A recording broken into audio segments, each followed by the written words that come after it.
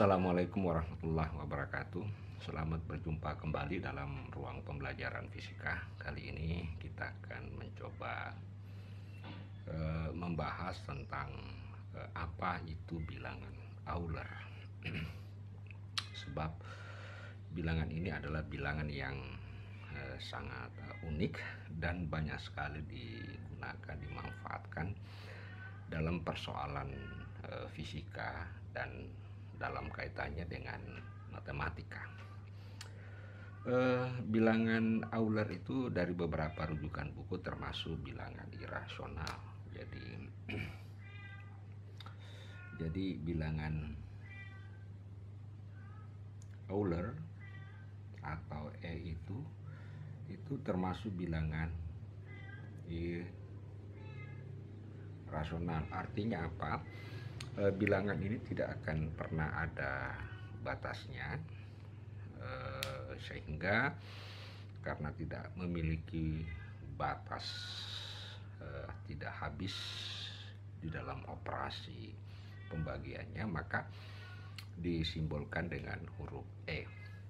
Nah, dari mana sebenarnya munculnya bilangan Euler? Oleh karena itu pada kesempatan ini saya akan menggunakan satu model untuk menjelaskan itu yang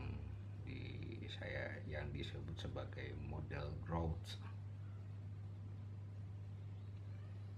Jadi model growth ini adalah sebuah model pertumbuhan ataupun perkembangan seperti proses pembelahan amuba dari 1 menjadi 2, dari 2 menjadi 4. Nah, tentu di dalam proses pertumbuhan ini ada sebuah periode-periode tertentu. Jadi ada sebuah periode-periode tertentu. Oleh karena itu bagaimana model gambaran growth ini, maka kita mengambil salah satu contoh. Misalkan kita memiliki katakanlah uang, ya. Mula-mula saya ambil yang simpelnya saja, katakanlah 1 rupiah. Nah, katakanlah ini adalah sebuah laju periode tertentu. Katakanlah kita ambil dari periode dari 0 sampai 12 bulan. Nah, awalnya kita memiliki uang sebesar 1 rupiah. Karena model growth-nya ini pertumbuhannya adalah 100%, jadi 100% selama 12 bulan, maka setelah 12 bulan maka dia akan bertambah menjadi 2, ya. Jadi dia akan bertambah menjadi 2. Nah, selanjutnya model pertumbuhan ini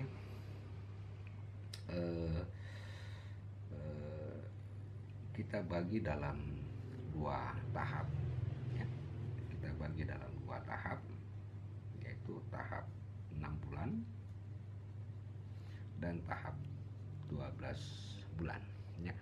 Nah, tentu setiap tahap ini maka pertumbuhannya bukan lagi 100%, tetapi pertumbuhannya menjadi 50% untuk setiap tahapan.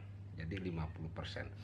Jadi kalau misalkan mula-mula memiliki uang 1 rupiah, maka setelah 6 bulan maka dia akan menjadi, karena pertumbuhannya adalah 50%, berarti 0,5 dari 1 adalah 0,5, ya. Jadi setelah 6 bulan uang itu menjadi 1,05. Kemudian setelah 12 bulan maka pertumbuhannya itu adalah, jumlahkan saja ini 0,5, berarti 1 ditambah 0,5 menjadi 1,5. Kemudian ini dikali dengan 0,5, ya, dikali 0,5 sehingga 0,5, dan ini juga dikali 0,5 berarti 0,25. sehingga setelah 1 tahun atau 12 bulan ya, ini menjadi 2, ini menjadi 2,25. Nah, ini model pertumbuhan ya. Nah, kemudian model pertumbuhan berikutnya yang 12 bulan itu dibagi menjadi 4 ya. Dibagi menjadi 4. 1 ya, dibagi menjadi 4 periode. Nah, periode pertama, kedua, 3, ini 2 periode. Nah, tentu untuk setiap tahapan ini adalah menjadi 25% pertumbuhannya. Ini juga 25% pertumbuhannya.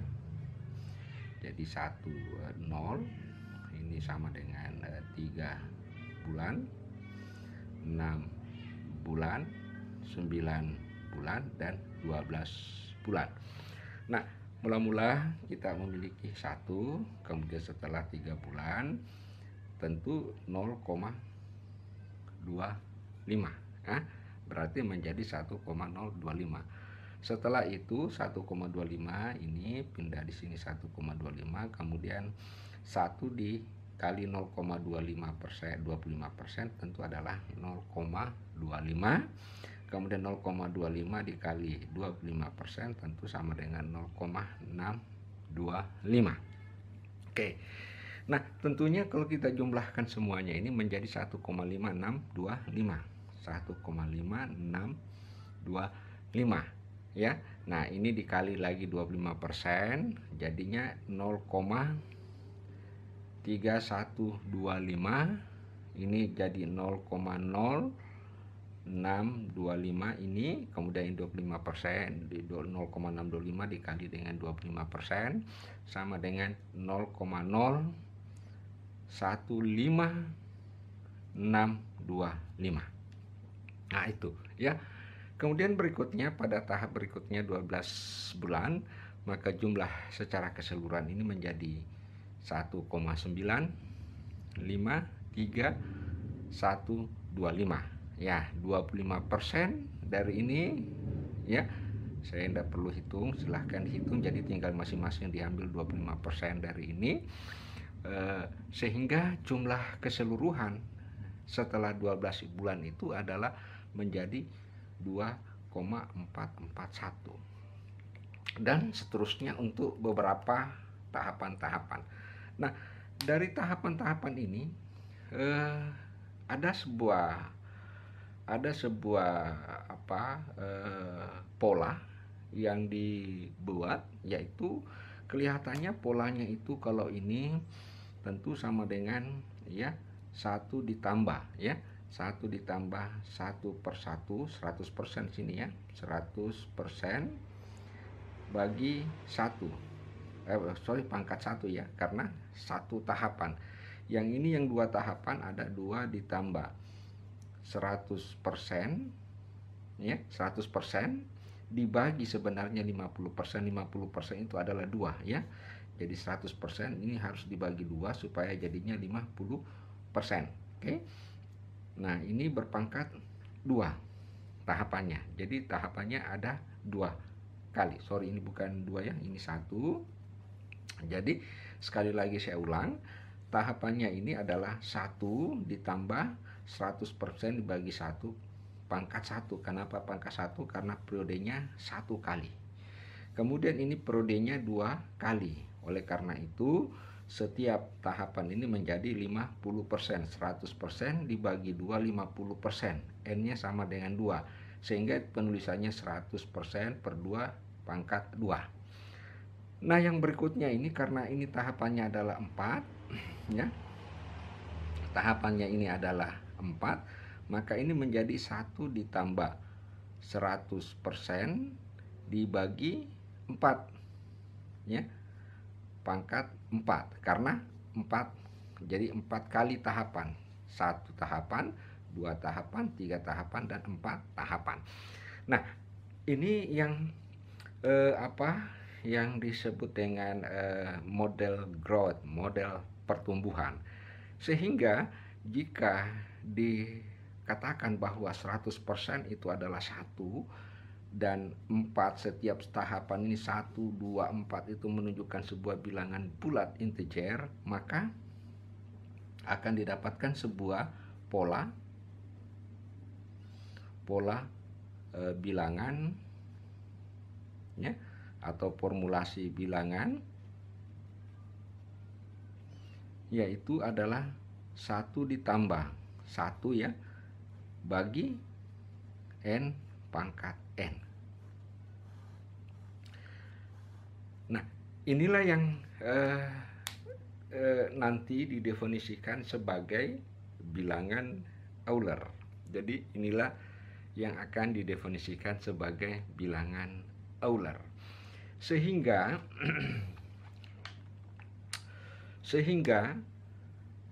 kalau kita mengambil salah satu perumpamaan ya, misalkan kita membuat sebuah deretan bilangan,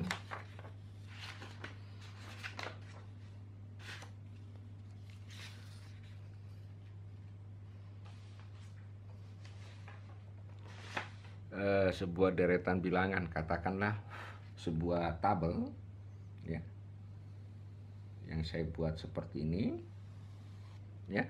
Nah, ini untuk n dan ini untuk 1 ditambah 1/n pangkat n ya. Tadi kita sudah dapatkan bahwa untuk n sama dengan 1, maka nilainya ini adalah 2 ya. Untuk n sama dengan 2, maka kalau n kita ganti 2, maka jumlahnya itu sama dengan 2,25. Kalau kita ganti n sama dengan 4 ya, 4 ada 4 tahapan, maka nilainya ini menjadi 2,441. Nah, jika n-nya kita ganti katakanlah 365, ini sudah dihitung lewat komputer, 2,7146. Nah, jika ini diperbesar terus menerus ya, katakanlah sampai 1000 ya, maka ini didapatkan 2,71699. Terus diperbesar menjadi katakanlah n-nya adalah 1 juta ya, maka ini akan didapatkan 2,7182804.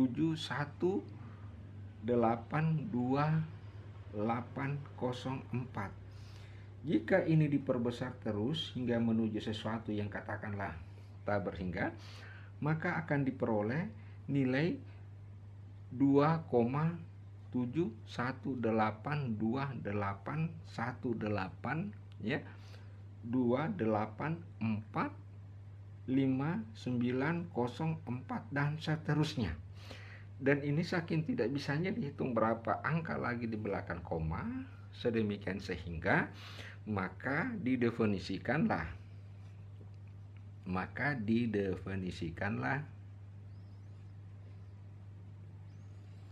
bahwa untuk limit n menuju tak berhingga dari 1 ditambah 1/n pangkat n itu sama dengan bilangan Euler, yang tak lain adalah 2,7182812845904 dan seterusnya. Nah, itulah gambaran tentang bilangan Euler. Nah, sekarang kita coba mengembangkan kembali bilangan Euler tersebut. Apa kaitannya dengan bilangan eksponen? Jadi kita mencoba mengembangkan apa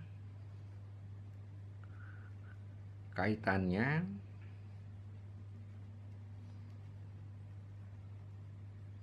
dengan cos X dan sin X ya. Ya, saya tulis I cos X dan I sin X, padahal itu adalah sebuah bilangan. Nah, ini yang penting untuk kita ketahui, apa kaitannya antara cos X dan I sin X, padahal Euler itu adalah sebuah bilangan. Nah, untuk pertanyaan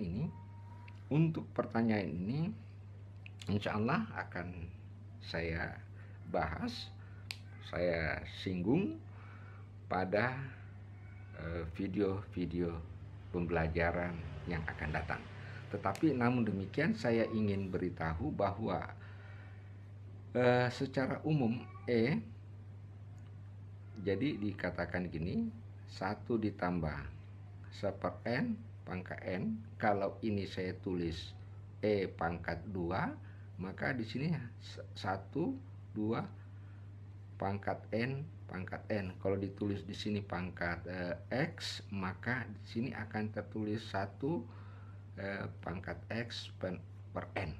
Jadi ini akan ada aturan-aturan yang akan berlaku untuk mengaitkan, karena memang dari awal sebenarnya pada saat kita menuliskan begini, pada saat kita menuliskan 100% itu sama dengan 1 ditambah 100% per n. Ya, ada kaitannya dengan bilangan pangkat. Jadi seharusnya ditulisnya seperti itu, sedangkan 100% sama dengan pangkat 1. Jadi baik saudara-saudara sekalian, yang jelas bahwa bilangan Euler itu adalah suatu bilangan irasional. Bilangan irasional itu artinya apa? Adalah sebuah bilangan yang tidak akan pernah habis-habisnya, berapa angka pun di dalam berapa angka koma. Jadi berapa jumlah angka itu sampai tak berhingga. Nah, saking tak berhingganya, maka oleh para ahli diberi simbol bilangan sesuai dengan penemunya adalah Euler sebagai penghormatan terhadap ahli matematika tersebut. Dan ini adalah sangat-sangat banyak sekali digunakan di dalam fisika, matematika, dan lain sebagainya, utamanya dalam menggambarkan perilaku-perilaku alam, perilaku-perilaku kebendaan, dan lain sebagainya. Baik saudara-saudara sekalian, demikianlah penjelasan singkat tentang apa itu sesungguhnya bilangan Euler, dan semoga penjelasan ini sedikit banyaknya telah memberikan pemahaman tentang bilangan Euler. Dan insya Allah pada video pembelajaran selanjutnya kita akan melihat secara jelas bagaimana peranan bilangan Euler dalam kaitannya dengan fungsi kosinus dan fungsi sinus yang telah kita rumuskan dalam teorema de Moivre. Baik, demikianlah penjelasan tentang apa itu bilangan Euler. Semoga penjelasan ini memberikan manfaat yang sebesar-besarnya bagi kita semua. Mohon maaf atas segala kekurangannya. Sekian, wassalamualaikum warahmatullahi wabarakatuh.